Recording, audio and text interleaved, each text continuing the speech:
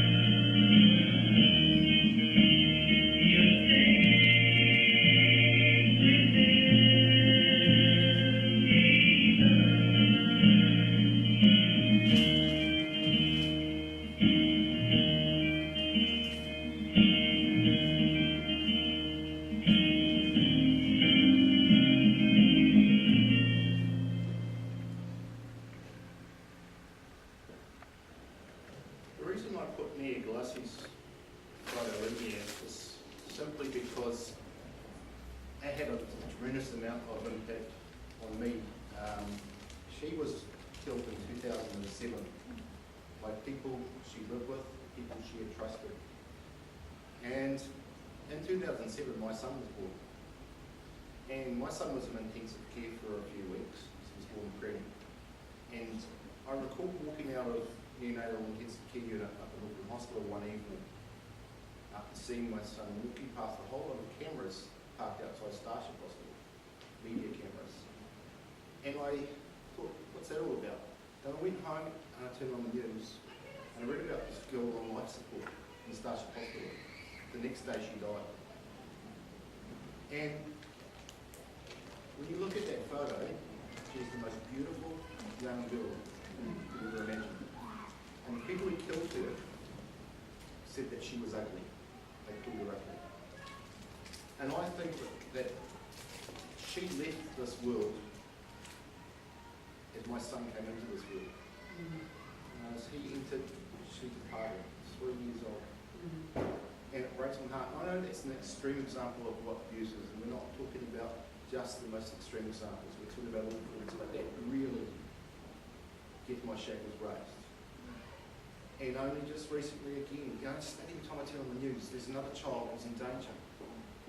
We've seen the situation with Moko recently. And, you know, I probably shouldn't be saying this, but someone did a plea bargain for manslaughter. I don't get it.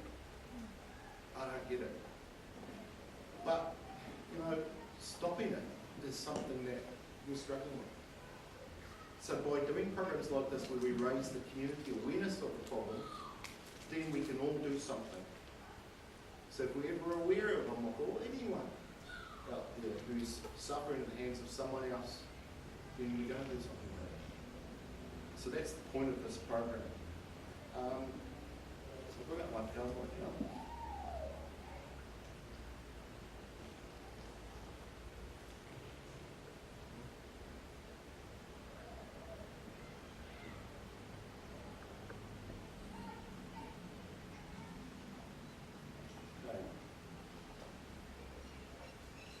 So, that's me.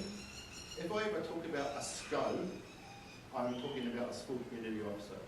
We are 120 of us across New Zealand, and we work with schools. We're the liaison between the police officers liaising with schools, trying to link them through to whatever are the right parts of the police to get help for them, or whether it be other agencies as well.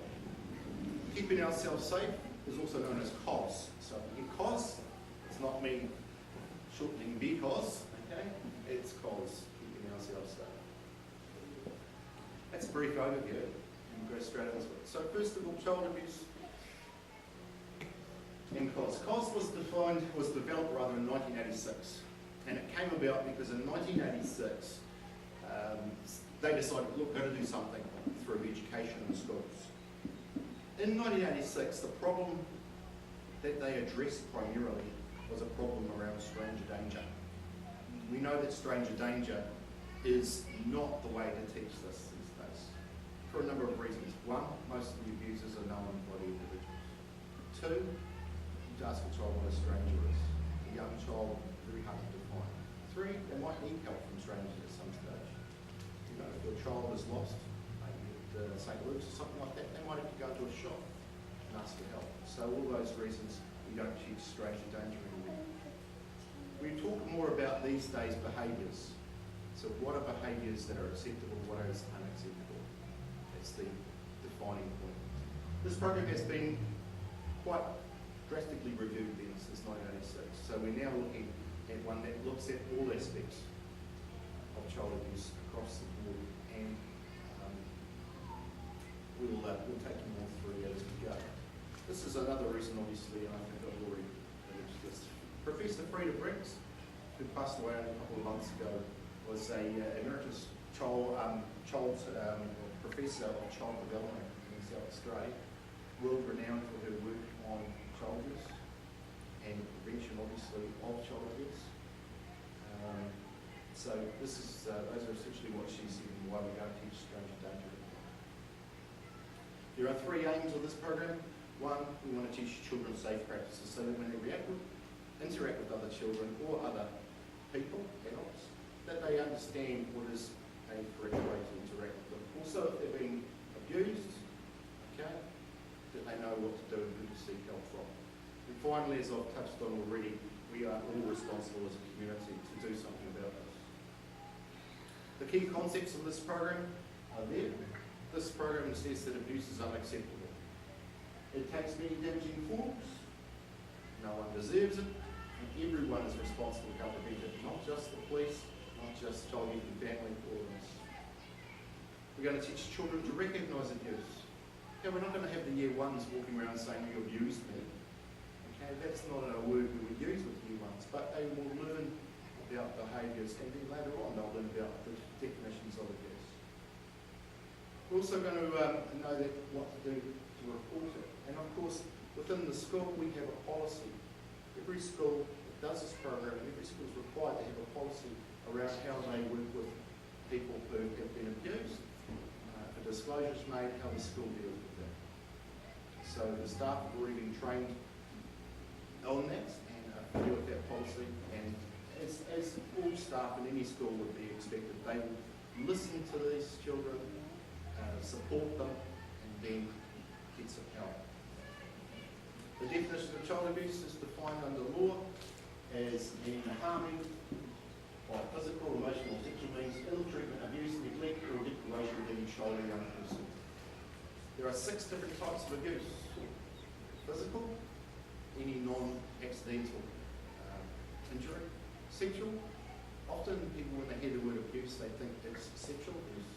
Sexual abuse is probably the hardest part to talk about, but it is not the most important form of abuse.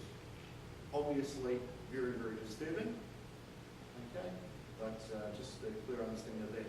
So it doesn't have to involve any form of contact. You think that any child exposed to pornography via the internet or something like that is a victim of sexual abuse.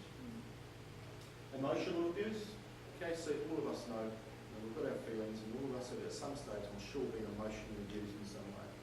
Neglect, this is the most commonly reported form of abuse to the agencies like CIFS or the police. And that's your deprivation of your basic human rights.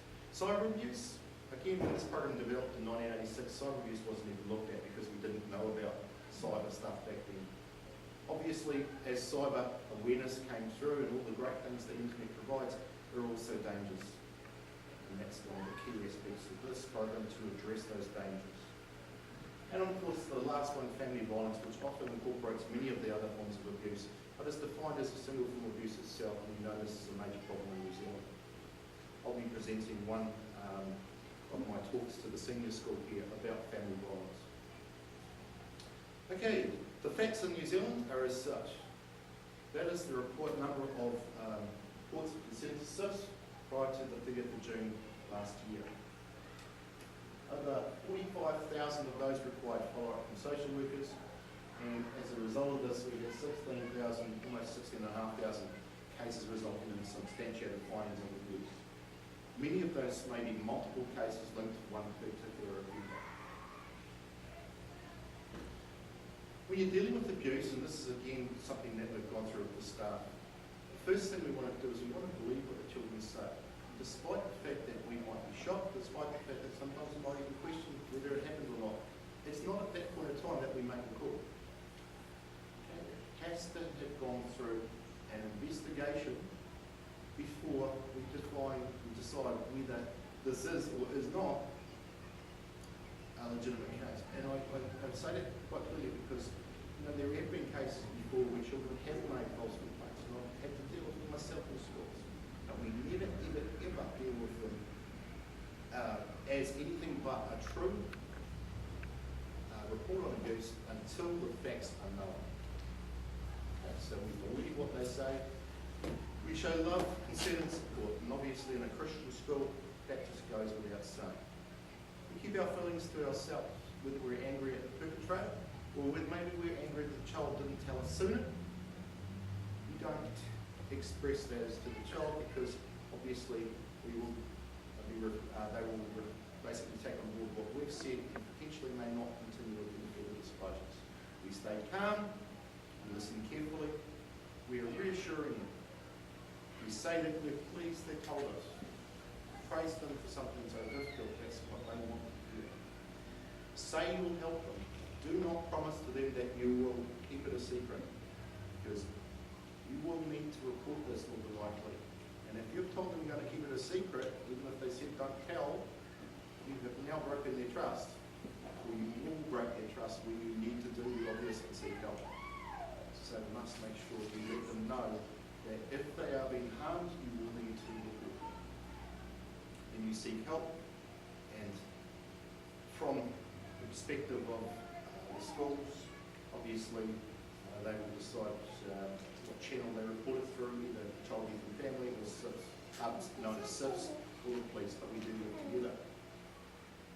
Teaching programs, there are 4 different types of, or 4 different levels of this program. They're all tied into the New Zealand curriculum, okay, and they're all basically around health and physical education. The junior program for years 1 and 3, so this is one where the children learn something as important as you are unique, what makes you special, but also what makes us alike. That you understand that your body is your own. You understand about how to deal with unwanted touch and behaviour. And again, there are 3 types of touch actually. Touch they like, touch they don't like, and touch that confuses. Touch they like might be a hug from mum, say, the other day at school. Touch they don't like might be when their brother pushes them. Or it might be when granny comes and gives them a hug and they don't want to hug from granny. Okay? Or it may be, anything like that. Then touch that confuses is often related to stuff they don't quite understand. Something's not right. We're all born with an instinct. We all know that something's not right at some stage. We just might not know what it is. So it's that touch that confuses, and sometimes that is, unfortunately, sexual touch. Okay, so they need to understand that. And obviously, there's no point teaching all this if they don't actually have an understanding of who can help them. The middle primary, so years 4 to 6, they're now looking at becoming more confident and understanding about what is safe and unsafe. Rather than just telling them rote learning, do this because you're a young child, they now actually can make decisions for themselves. So they need to be given a little bit of challenge in that really. And with inquiry-based learning these days, it's very important for them to be able to explore what they would do and look at options.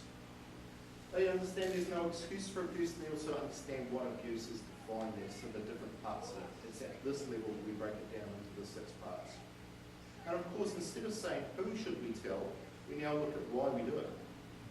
So again, it's going further and explaining why we are taking this action. I haven't put in there the senior school STEM school program, but the senior school program is called Building Resiliency. And it's about looking at how we can maintain safe relationships, not just now but in the future. And it looks at things like abuse in the law. It looks at family violence. It looks at sexual harassment. All those issues which are very topical and obviously very concerning to us. My role, obviously, we've determined the need for keeping ourselves safe, and this is the 2nd time it's been run in this school. We want a whole school approach. It's not going into a junior classroom and ignoring the fact that we've got other classes. We want all the school to have an understanding of what it is that we're trying to address with them. And remember, safe relationships, okay, looking after other people, that's the core of Christianity, isn't it? Okay, about being there for others. Doing to others as you have them do to you. You don't need to go much further than that to understand this is a key program to be incorporated in Christian school. We've got all the resources provided. We'll assist with evaluation, and we encourage evaluation to take place, including with parents. Okay, if they've got concerns or comments to make, please, let's hear them. And obviously, we want the school to become self-sustaining, so this is something that gets built into the framework of the school. Your role as parents, basically you're going to get some homework activities. You'll get some sheets that come home with you from time to time with your children. We want you to look at those and help them with them. There might be things that they have to discuss with you about what might be things that we do at home. Okay? It's so important, isn't it, that when you're talking to your kids about what they learn at school, you find out about these things. Okay, so that's why we don't, it's not a secret. Don't take it home. It might be your children come home and start saying things like, we learned about penis today. The teacher was talking about the vagina.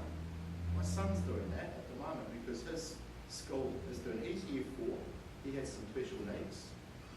Being autistic doesn't, he cottons on to things real quick and knows what works to get people going and what doesn't. So he's walking around saying penis and all the rhyming words that rhyme with penis and vagina and all that sort of thing. But in saying that, he's learning, okay? And learning body parts is so essential for us. So don't be afraid when your child comes home and says something like that. Okay, so those are the things we would expect. And I've got some books here that I'm going to leave with you. And they're called Keeping Kids Safer. And those are some of the topics in that book I want you to take it home, read it, and discuss it as a family. We have a portal which we have in place, which you can access the resources that your children will get in the school. And although I'm not connected to the internet, if you just go into Google Chrome and type in Police School Portal, you'll be able to get that page there, and that will then take you through, if you scroll down to the resources page, and you can then access the Keeping Ourselves Safe resources. One most important point is that I encourage you not to be the teachers in it. We just don't want to keep it a secret, so you're welcome to look at it, but trust your teachers in the schools to be the deliverers of this. And there's plenty of information for parents in that, including obviously successful relationships, which is what this comes under. This is obviously from Corinthians, and it's, you know that you are God's temple and God's Spirit dwells in you. You all know that, don't we? And if anyone destroys God's temple, God will destroy him. For God's temple is holy, and you are that temple. So again, that is the essence behind why this is such an important program in a Christian school as well as in any other school. Okay? We're doing, this is Christ's word. We're, going on sharing the love, okay, and spreading that word about how to keep safe, as in that song we heard at the start. And as I said, he understood abuse, okay, and he understands what it's like to suffer. So he'll be there to take you in his arms when you're suffering. Okay. Any questions?